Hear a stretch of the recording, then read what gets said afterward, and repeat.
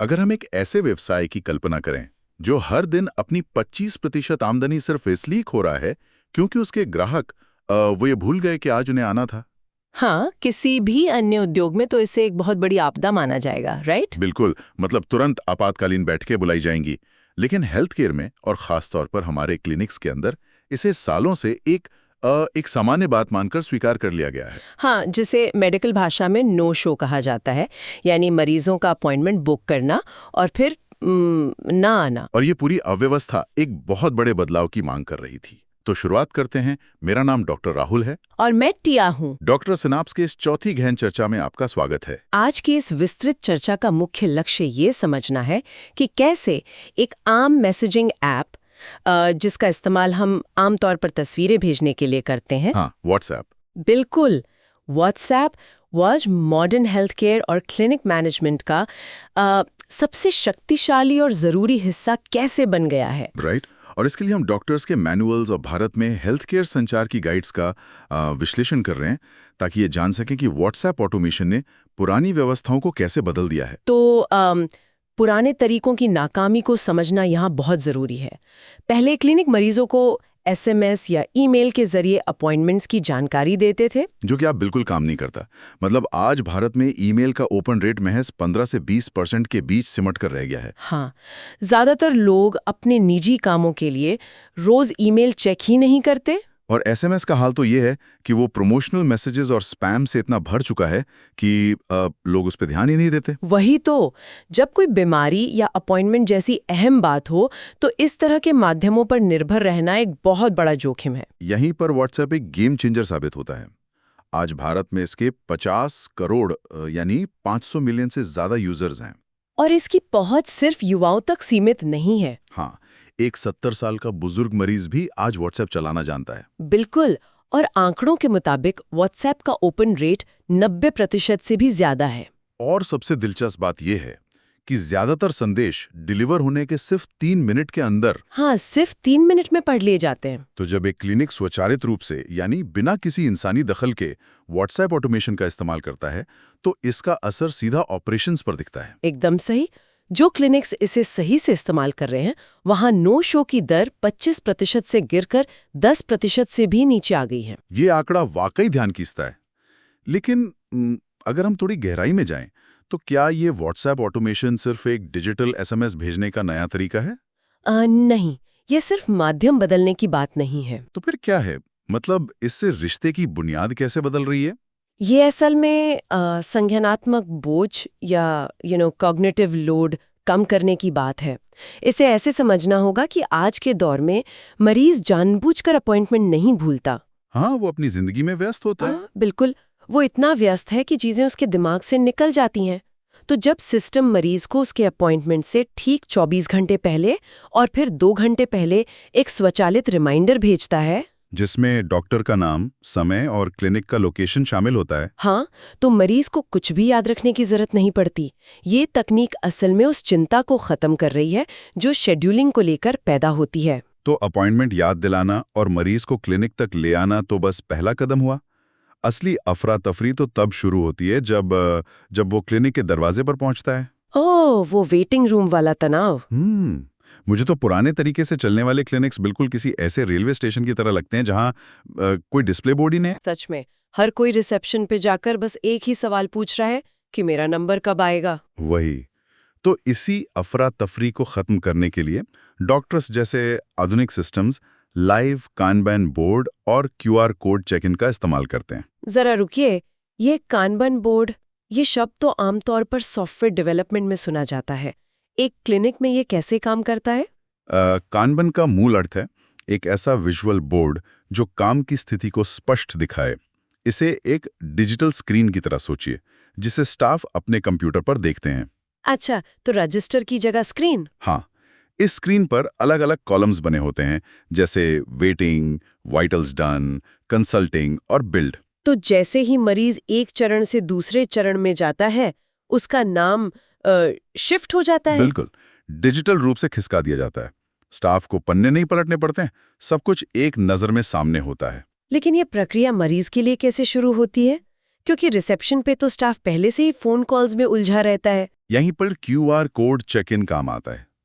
मरीज रिसेप्शन की लंबी लाइन में लगने के बजाय बस दीवार पर लगा एक QR कोड स्कैन करता है। और एक छोटा सा फॉर्म भरते ही उसे व्हाट्सएप पर उसका टोकन नंबर मिल जाता है। हाँ, पलक झपकते ही और उसका नाम सीधे कानबान बोर्ड के वेटिंग कॉलम में दर्ज हो जाता है, बिना किसी के कुछ टाइप किए। फिर सिस्टम खुद उसे 30 मिनट पहले या नंबर आने पर अपडेट्स देता रहता है। लेकिन यहाँ एक व्यवहारिक सवाल आता है।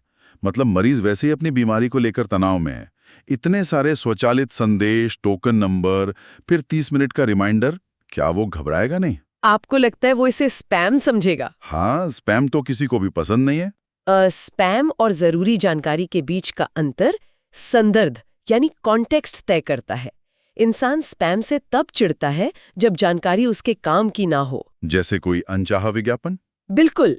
लेकिन हेल्थ केयर में अनिश्चितता सबसे बड़ा तनाव है कि मुझे और कितनी देर इंतजार करना है। ओह, अच्छा, तो जब उसे सटीक जानकारी मिलती है कि उसका टोकन नंबर 12 है और अभी नंबर 9 चल रहा है, तो उसे सुकून मिलता है। वो चाहे तो बाहर से कॉफी पी सकता है। ये संदेश उसे नियंत्रण का एहसास कराते हैं, इसलिए वे स्पैम नहीं लगते। मतलब जानकारी सही समय पर और सही संदर्भ में मिले तो उलझन नहीं बढ़ाती। अब अगर हम थोड़ा आगे बढ़ें, वेटिंग रूम तो सेट हो गया। हाँ, रिसेप्शन की भीड़ कम हो गई। लेकिन अगर डॉक्टर के केबिन के अंदर अभी भी पर्चा लिखने में 5 से 7 मिनट लग रहे हैं, तो हमने असल में भीड़ खत्म नहीं की है। बिल्कुल, बस रिसेप्शन से हटाकर केबिन के बाहर खड़ी कर दिए। हाँ, डॉक्टर के लिए हर एक कंसल्टेशन को डॉक्यूमेंट करना बहुत समय लेने वाला काम है। ये एक बहुत बड़ी रुकावट है। एक डॉक्टर का मुख्य काम मरीज की बात सुनना है, न कि क्लर्क की तरह बैठकर पन्ने भरना। एक हाथ से लिखे गए पर्चे में औसतन 2 से 3 मिनट लगते। फिर उस लिखावट को पढ़ना वो एक अलग ही जंग है। कितनी बार ऐसा होता है कि केमिस्ट दवा का नाम नहीं पढ़ पाता और वापस क्लिनिक में फोन करता है। इसी समस्या को डॉक्टर्स जैसे AI सिस्टम्स वॉइस डिक्टेशन के जरिए सुलझाते हैं। तो डॉक्टर को कुछ भी टाइप नहीं करना पड़ता। बिल्कुल नहीं, कीबोर्ड या पेन की कोई जरूरत नहीं। डॉक्टर बस अपने स्वाभाविक शॉर्ट हैंड में बोलता है। अच्छा, जैसे वो आमतौर पे लिखते हैं। हाँ, अगर डॉक्टर सिर्फ बोलता है टैब मेटफॉर्मिन OD, तो AI उसे सुनकर खुद पूरा प्रिस्क्रिप्शन टाइप कर देता है, जैसे टैबलेट मेटफॉर्मिन दिन में 1 बार। एकदम सही। और सबसे बड़ा फायदा यह है कि मरीज के कुर्सी से उठने से पहले ही एक बहुत ही प्रोफेशनल PDF प्रिस्क्रिप्शन उसके WhatsApp पर पहुंच जाती है, जिसमें डॉक्टर के डिजिटल हस्ताक्षर और क्लिनिक का लोगो भी होता है। पर्ची खोने का डर हमेशा के लिए खत्म। और दवा का नाम साफ होने से केमिस्ट के गलत दवा देने का खतरा भी लगभग शून्य हो जाता है। लेकिन मैं एक भारतीय क्लिनिक की जमीनी हकीकत के बारे में सोच रही हूँ। हाँ, बताइए। मतलब छत पर एक तेज पंखा चल रहा है, बाहर ट्रैफिक का शोर है, कोई बच्चा रो रहा है। टिपिकल माहौल। बिल्कुल। और हर डॉक्टर के बोलने का तरीका, उनका एक्सेंट अलग होता है। क्या इतने शोर में मुमकिन नहीं कि AI गलत दवा सुन ले और कोई बहुत बड़ा खतरा पैदा हो जाए? ये तकनीकी दुनिया का सबसे अहम डर है, लेकिन इसका समाधान उस तकनीक में है जिसे मेडिकल शॉर्टहैंड लाइब्रेरी और कंटेक्सचुअल NLP कहा जाता है। तो ये फोन वाले आम वॉइस टू टेक्स्ट जैसा नहीं है? बिल्कुल नहीं। इससे खास तौर पर भारतीय हेल्थ केयर, यहाँ के उच्चारण और दवाइयों की शब्दावली के लिए ही ट्रेन किया गया है। और आपने कंटेक्सचुअल की बात की, यानी ये संदर्भ भी समझता है? हाँ, अगर डायबिटीज के मरीज का इलाज चल रहा है तो AI जानता है कि यहाँ कीमोथेरेपी की कोई दवा नहीं बोली जाएगी, भले ही नाम सुनने में मिलते जुलते हों। ओह वाओ, ये तो बहुत स्मार्ट है। और नॉइस कैंसिलेशन उस पंखे या ट्रैफिक के शोर को फिल्टर कर देता है। और सबसे जरूरी बात, अंतिम नियंत्रण तो डॉक्टर के पास ही होता होगा। बिल्कुल। PDF WhatsApp पर जाने से पहले डॉक्टर उसे अपनी स्क्रीन पर देखकर 1 सेकंड में वेरीफाई कर सकता है। AI डॉक्टर की जगह नहीं ले रहा, वो सिर्फ उनका तेज असिस्टेंट है। ये स्पष्टीकरण बहुत जरूरी था। और स्रोत ये भी बताते हैं कि AI का काम सिर्फ प्रिस्क्रिप्शन तक सीमित नहीं है। हाँ, बिलिंग का काम भी इसी ऑटोमेशन का हिस्सा है। जैसे ही डॉक्टर कंसल्टेशन पूरा करता है, GST के साथ एक इनवॉइस और रेजर पे का पेमेंट लिंक भी स्वचालित रूप से मरीज को भेज दिया जाता है, जिससे क्लिनिक मालिकों के कई घंटे बचते हैं। पहले दिन के अंत में हिसाब मिलाना पड़ता था कि किसने नकद दिया, किसने कहा था अगली बार दूंगा। अब मरीज UPI से फोन पर ही पेमेंट कर देता है और सिस्टम खुद ब खुद इनवॉइस को पेड मार्क कर देता है। यहाँ तक कि ज़ोहो बुक्स जैसे सॉफ्टवेयर से भी जुड़ जाता है। ये तालमेल तो वाकई किसी भी क्लिनिक की कार्यक्षमता को बढ़ा सकता है। लेकिन अगर एक आम क्लिनिक जहां सिर्फ 2 या 3 डॉक्टर्स हैं, वो इसे शुरू करना चाहे तो कैसे करें? हाँ, ये कोई ऐसा काम तो नहीं जिसे बस ऐप डाउनलोड करके शुरू कर लें। हेल्थ केयर में डेटा प्राइवेसी के बहुत सख्त नियम हैं। बिल्कुल। भारत में DPDP एक्ट 2023 लागू हो चुका है। और MCI की भी सख्त गाइडलाइंस है। मरीजों का डेटा सुरक्षित रखना अब कोई विकल्प नहीं, एक कानूनी अनिवार्यता है। और अगर कोई नियम तोड़ता है तो नए कानून के तहत 250 करोड़ रुपए तक का जुर्माना हो सकता है। बाप रे, 250 करोड़! तो इसे सही तरीके से शुरू करने के मुख्य कदम क्या हैं? स्रोत के मुताबिक पहला कदम है अपनी जरूरत के हिसाब से सही प्लेटफॉर्म चुनना। अगर दिन में 50 से कम मरीज हैं तो मुफ्त व्हाट्सएप बिजनेस ऐप ठीक है। और अगर 50 से ज्यादा हैं तो उन्हें व्हाट्सएप बिजनेस API का इस्तेमाल करना चाहिए। मुझे आपको रोकना होगा। ये API आम लोगों के लिए बहुत तकनीकी शब्द है। एक डॉक्टर के लिए इसका सीधा मतलब क्या है? इसे एक पाइपलाइन की तरह समझिए। आम व्हाट्सएप ऐप एक छोटे नल की तरह है जिससे आप एक एक करके लोगों से बात कर सकते हैं। अच्छा। लेकिन API एक बड़ा इंडस्ट्रियल पाइप है जो डॉक्टर्स जैसे सॉफ्टवेयर को सीधे व्हाट्सएप के मेन सर्वर से जोड़ देता है, जिससे एक ही सेकंड में सैकड़ों मरीजों को मैसेज भेजे जा सकते हैं। वो भी बिना फोन छुए। बिल्कुल। इसके लिए इंटरैक्ट या AI सेंसी जैसे लाइसेंस्ड प्रोवाइडर्स की मदद ली जाती है। ये पाइपलाइन वाली बात से समझना बहुत आसान हो गया। इसके बाद दूसरा कदम क्या है? दूसरा कदम है व्हाट्सएप द्वारा अप्रूव किए गए मैसेज टेम्पलेट्स बनाना। व्हाट्सएप खुद चेक करता है ताकि लोग मनमर्जी के स्पैम न भेजें। और तीसरा और सबसे संवेदनशील कदम है मरीजों से डिजिटल या लिखित सहमति लेना। बिना कॉन्सेंट के मैसेज भेजना गैरकानूनी है। हाँ, और इसी में एक शब्द आता है जो स्रोत में बार-बार है, ऑप्ट आउट्स। ऑप्ट आउट मतलब मरीज जब चाहे इन मैसेजेस को रोक सकें। बिल्कुल। अगर वो स्टॉप लिख दें तो सिस्टम उसे तुरंत लिस्ट से बाहर कर दे। और चौथा कदम है डॉक्टर्स जैसे सॉफ्टवेयर के साथ सिस्टम को जोड़ना ताकि कुछ भी मैनुअल कॉपी पेस्ट ना करना पड़े। लेकिन यहाँ स्रोत में एक बहुत आम गलती का जिक्र है जो कई डॉक्टर्स अक्सर कर बैठते हैं। हाँ, अपने पर्सनल व्हाट्सएप नंबर से मरीजों को उनकी रिपोर्ट मैसेज करना। ये तो बिल्कुल वैसा है जैसे अपने घर की तिजोरी या जूते के डिब्बे में क्लिनिक की रोज की कमाई का हिसाब किताब रखना। एकदम सही कहा। ये पूरी तरह से गैर पेशेवर है और खतरनाक भी है। इसमें कोई ऑडिट ट्रेल नहीं होता। ऑडिट ट्रेल, इसे भी थोड़ा आसान भाषा में समझाना होगा। ऑडिट ट्रेल का मतलब है एक सुरक्षित डिजिटल रिकॉर्ड जिसमें दर्ज हो कि किस मरीज को कब क्या भेजा गया था और किसने भेजा था, जिसे बाद में बदला नहीं जा सकता। हाँ, अगर भविष्य में कोई कानूनी विवाद होता है तो पर्सनल चैट्स को कोई ठोस सबूत नहीं मानता। एक प्रमाणित API ही क्लिनिक को सुरक्षा देता है। और एक और बड़ी गलती कुछ क्लिनिक करते हैं, मरीजों के ग्रुप चैट्स बनाना।